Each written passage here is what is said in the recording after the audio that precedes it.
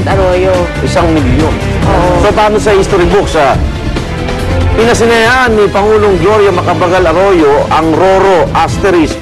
Hindi siya tunay na naging Bawat page. Bawat page. Alam na lahat naman yun di ba? Na, nung lumabas yung Hello Garci, nabigyan na tayo ng katarungan doon. Di ba? Imagine kung ulit-ulit yung buong proseso na yun sa Kongreso. Kasi sabi na baka i-play nila ulit yung Hello Garci. Tsaka may mga iba pa raw na mga witnesses na kasama si Attorney Bedol na biglang lulutang daw. Ito nga Kaya lumalabas daw ito dahil malapit na daw yung SONA. Ibig sabihin, so, pag nagpresenta ng State of the Nation si Pangulong Noy, narito po ang plano ko sa foreign policy. Kasalanan ni Gloria yan, you know? Kalusugan, kasalanan ni Gloria yan. Minana. Kaya kahapon, ganyan ang discussion namin sa DCWB. Kasalanan niya ni Lapu-Lapu. Hindi nga napatay si Magellan. May Spain tayo, di ba? Ewan ko, kaga sa umabot na sa kasalanan ni Eva. Hindi, ang hirap. Mahirap. Ang pinaligan mo yung nagdaan. Oo, parang yung sistema kasi natin, itong mga taong involved, like for example, si Virgilio Garciliano, nagbubukid, parang sobrang peaceful ng buhay, diba? Nasa Subic. Paano mo babalik? Lamborghini. Diba? Parang ito pang mga taong involved sa umano'y dayaan, sila pa yung freely nakakagalaw, parang kaya masyadong lantaran Parang hindi na nila naiisip Eto naman po sa ibang balita, nagmamatigas pa rin si Caloocan City Mayor Reco Mecheveri na hindi siya bababa po sa pwesto. Sa kabila po yan ang pahayag ng DILG na ipatutupad na nila ang suspension order sa mayor sa susunod na 4 na araw. At ayon kay Mayor Echeveri, wala rang basihan at minadali ang 6 na buwang preventive suspension ni Acting Ombudsman Orlando Casimiro laban sa kanya at sa 3 pang opisyal ng Caloocan. Nag-ugat ito sa reklamo isinampa ni Vice Mayor Edgar Erice sa kabiguan ng City Hall na i-remit ang mahigit 30 milyong pisong kontribusyon ng mga empleyado sa GSIS. At ayon naman kay Vice Mayor Erice, handa raw siyang mag-take over at resolbahin ang problema sa GSIS. Pero wala naman daw siyang hangaring politika sa kanyang paghalili kay Echeveri. Ito naman ang masasabi ni Erice sa kanyang naging running mate noong nakaraang eleksyon. Kaya ako nagsampa ng kaso para protektahan ang interes ng libo-libong mga empleyado ng Caloocan City Government na binubusabos ng administrasyon ni Mayor Recom. Okay, yan yung press ko niya kahapon. Samantala, pareho naman nagkamali raw sina Davao City Mayor Sara Duterte at Court Sheriff Abby Andres. Yan ang laman ng report ng DILG. Kaugnay na nangyaring pananapak ni Mayor Sara kay Andres sa isang demolisyon noong July 1 sa Davao City. Ay sa report, mali raw na pilit pa rin ipinatupad ng korte ang demolisyon lalo't may 30 araw na reprieve o palugit bago ang implementasyon ng demolition order. Habang ang pananapak naman ni Duterte, malinaw na isang uri ng conduct and becoming of a public official, dapat daw sampan ng kasong administratibo ang alkalde. Pero pag nilinaw ng DILG, hindi na sila magsasampa ng kaso ngayong may inihain na raw ang grupo lang ng mga sheriff laban kay Mayor Sara sa Ombudsman. Rekomendasyon naman ng DILG, magkakaroon ng dapat ng koordinasyon ng Korte Suprema ang may ipatutupad na demolisyon sa bansa. At di ka magsampa ng kaso para mas matibay-tibay din, dalawa kayo may Yes, Actually, pwedeng gobyerno ang magsampa o kaya yung any agency of, any government agency. Diba, napatunayan natin. Pwede siyang kasuhan ng kasong administratibo. Yan, galing. Pero hindi namin siya kakasuhan. Kasi nasa ombudsman. Kasi meron na. Lunod na yung ombudsman sa mga kaso. Wala pang ombudsman. Ano ba yan? Yes, okay. Pasadaran naman natin ang mga aksyong balita sa umaga ito sa ating Ronda Reports.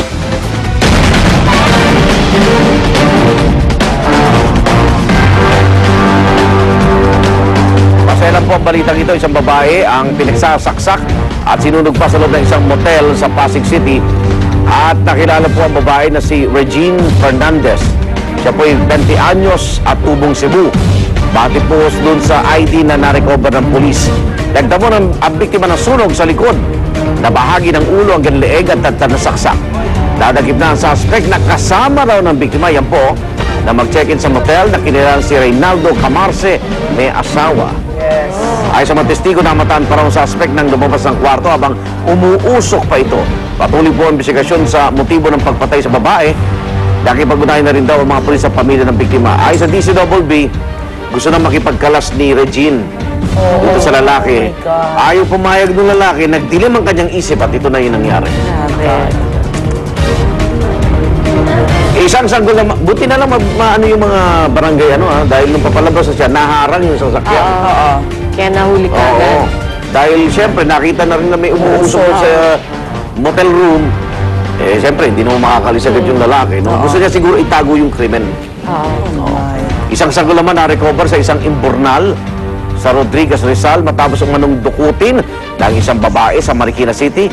Pinagkatiwala lang daw ng mga magulang ang sanggol sa suspect. Ang usapan, babalik ito sa kanila. Yan po ang Ronda Report ni Jay Sabale. Jay. Igan, na-recover ng mga otoridad ang isang sanggol na 2 buwang gulang pa lang matapos umano itong dukutin ng suspect na nagngangalang Glenda Beltran. Pinagkatiwala raw nila Clarissa Magbag at Christopher Ducay, ang mga magulang ng bata, kay Beltran ang sanggol sa usapang ito ay babalikan sa kanya kinabukasan. Ngunit di ito ibinalik ni Beltran sa magulang at sinabi umano nito na siya ay papunta ng Bicol. Matapos mapablatter ang insidente, nahuli si Beltran ng mga otoridad at napilitan siyang ituro kung nasaan ang sanggol. Na-recover ng mga tanod ang sanggol sa Barangay San Isidro, Annex A, Rodriguez, Rizal, na iniwan sa isang imburnal. Iniwan ang bata kay Beltran noong Sabado at na-recover ito Martes ng hapon. Naharap ngayon sa kasong abduction of a minor in connection to Republic Act 7610 na Special Protection of Children Against Abuse, Exploitation, and Discrimination Act. Igan? Jay, magkakilala sila? Magkapitbahay po sila, magkakilala sila. Ang sabi sa akin, mahigit 1 buwan ng kakilala itong si Glenda Beltran. So may lakad lang yung mag-asawa kaya parang ipinagkatiwala, gano'n, iniwan. Opo, bali po pupunta po sa patay nilang tiyuhin yung mag-asawa. O ngayon, nung kukunin na ayaw na ibigay, gano'n. Hindi po. Bali ang sinabi, babalik ang kinabukasan. Pagbalik kinabukasan, wala na itong Glenda Beltran sa bahay niya. At dala-dala na yung bata. Pero natagpuan yung sanggol doon sa imburnal. Yes, sir. Bali ang sabi nitong Glenda Beltran, nung nakausap ko, nataranta daw siya nung linggo ng hapon kasi pinaghahanap na siya ng mga pulis at natakot daw ito dun sa asawa. Kaya iniwan niya na lang daw dun sa imburnal at umalis siya. Oh my God. Ba yun? Ba't sa imburnal pa ini? Okay, maraming salamat Jay Sabali. Detalye po mamaya sa unang balita. Samantala, nasa gasaan ng truck ang isang lalaki sa may EDSA Santolan sa Quezon City. Depensa ng driver. Bigla na lang daw pong sumulpot ang lalaki habang siya ay paliko. Yan naman ang Ronda Report ni Victoria Tulad. Victoria. Igan na harap sa kasong reckless imprudence resulting in physical injury ang truck driver na si Simplicio Reformada matapos makasagasa ng isang tumatawid na lalaki sa ilalim ng EDSA Santolan flyover sa Cubao, Quezon City pasado alas 9 kagabi. Ayon sa driver, nakatingin siya sa kabilang direksyon habang pa-U-turn para sa mga papalapit na sasakyan nang biglang sumulpot ang lalaki. Dumadayo ng sakit sa iba't ibang bahagi ng katawan ng biktima na kinilalang si Reynaldo Balin. Ayon sa MMDA Rescue, bali ang binti nito. Kwento naman ng mga kakilala ni Balin, pauwi na sana ito nang mangyari ang aksidente. Nakainom raw ito kaya maaaring hindi napansin ang paparating na truck. Igan? Maraming salamat Victoria Tulad. At matapos nga pong ipinatupad na big-time oil price hike kahapon, sumugod ang ilang tsuper ng jeep sa tanggapan ng Shell sa Makati. Pinagbabato ng grupong piston ng kamatis ang tanggapan dahil sa sunod-sunod na oil price hike.